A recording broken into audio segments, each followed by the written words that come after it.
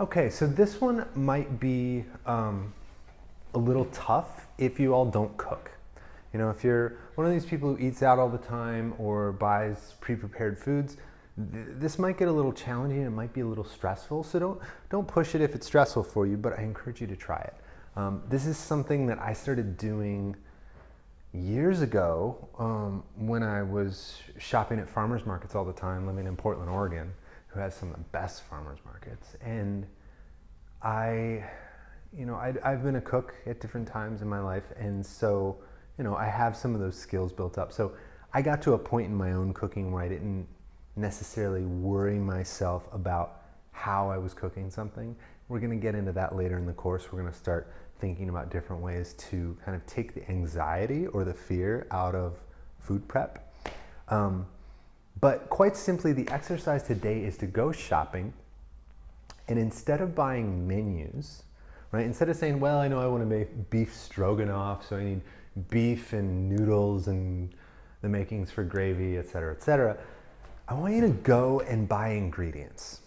And you can do these different exercises, listening to your body, visualizing health, color method, whatever it is, all these different ways, but buy what looks good to you.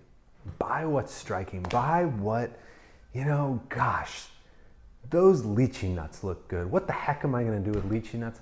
I don't know. I don't know what you're going to do with lychee nuts. You probably don't know what you're going to do with lychee nuts. That's okay. Buy the ingredients that look good to you. And you might end up with a cart that looks completely different than your normal cart. You might have almond butter and asparagus and a piece of fish and a loaf of bread and some butter. Hey, why not? And you might normally every day have cereal and milk and eggs and whatever your normal shopping list looks like. Don't think about the meal. That's the goal today. Buy the ingredients, buy the raw product that looks best to you. Take it home. Don't worry about it. Don't worry about it. Don't worry about it. I know this is the hardest part. It really is. I've seen this with my friends. It can be stressful. What do I do with this food? Don't worry about it. Trust that if you buy the products that look good and feel good, you're going to find a way to eat them. Don't worry. Don't worry about that part. So what you're going to find is you're going to get home and you're going to put that stuff in your fridge, and what's going to happen is you might still not know what you're going to do with it. You might still be a little anxious about it. Give it some time. Walk away from the fridge. Walk away from the fridge. Leave your ideas at the gate, right?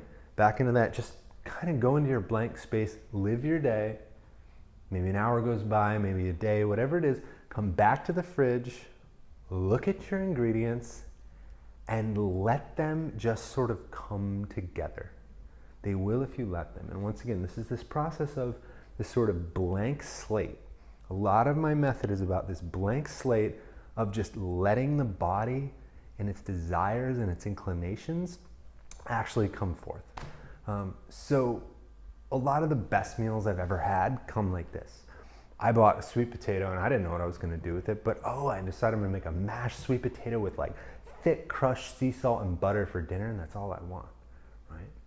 And I used to tell myself like, you have to eat the food pyramid and then this and then that and that and bliss, that and this. Talk about that later. But right now, just buy ingredients and notice how they come together in the actual way you live. No meal planning, just buy ingredients.